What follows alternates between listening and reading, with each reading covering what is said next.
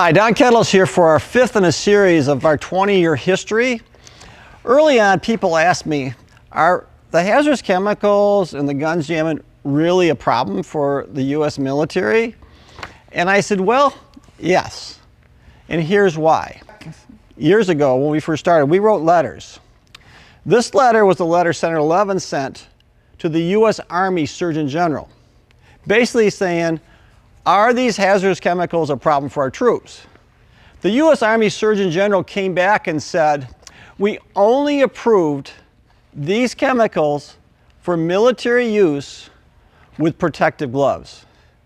For all the people that served our country, how many people were given protective gloves when they went into service? How many people were told they were supposed to wear protective gloves?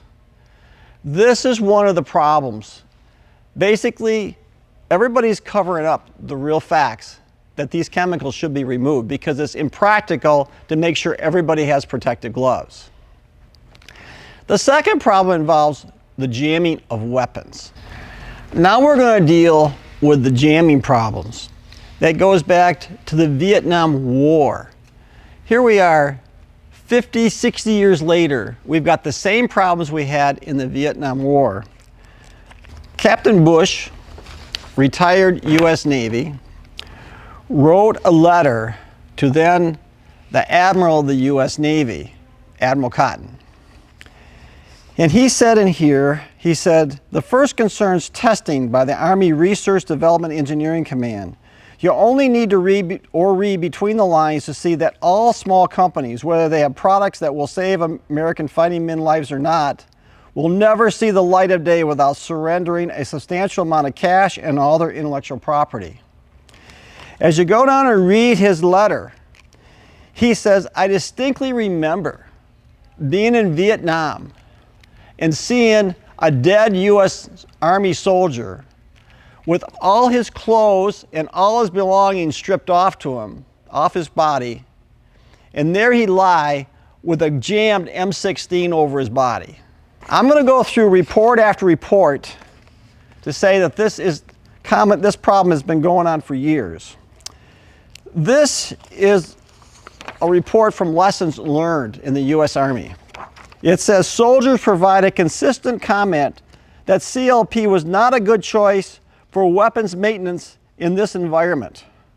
The sand is as fine as talcum powder here, and everything sticks.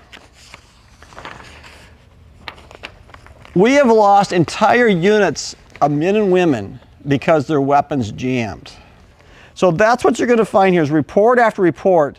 The military blames it on the people there fighting, when in fact, if they would have had a different weapon CLP, they may have come home alive instead of in a body bag. Here's another report. Effectiveness of the U.S. infantry weapons in Iraq. The M16 rifle, thumbs down, chronic jamming problems with the talcum powder like sand over here. Basically, it doesn't work. The stuff they were using doesn't allow the weapons to fire. We actually had a testimonial from a soldier serving in Iraq. He says Gunzilla actually makes an M16 a reliable weapon for combat. As we celebrate and remember all those who died in combat on Memorial Day weekend, when somebody, elected official, stands up and says, you know, we're supporting these troops, we want to honor them. There's a lot of troops right now that have been killed and died in combat needlessly because their weapon jammed when they needed it most. We will do our next report and we will talk about why it's so difficult to get a superior product into the military.